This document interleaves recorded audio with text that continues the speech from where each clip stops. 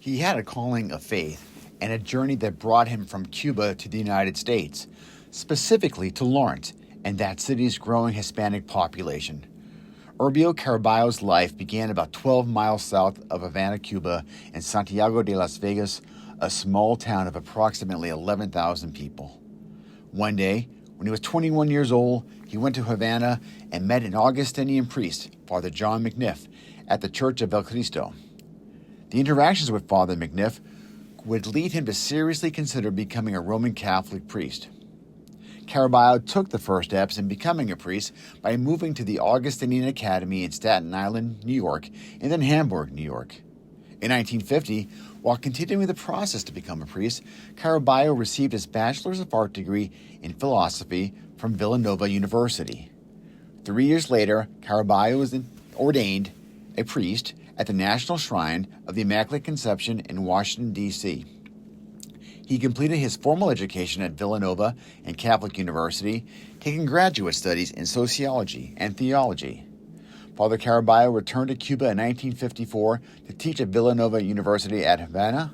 However, the rise of dictator Fidel Castro and the threats to kill teachers and theologians forced him to permanently flee to the United States in 1959.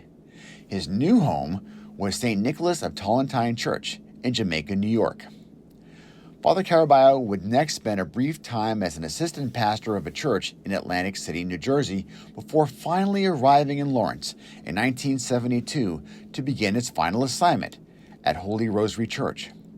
It was here that he shepherded the growing Hispanic flock and immersed himself in the community. While he was involved in many groups, he believed that he could best assist new immigrants by helping them learn English.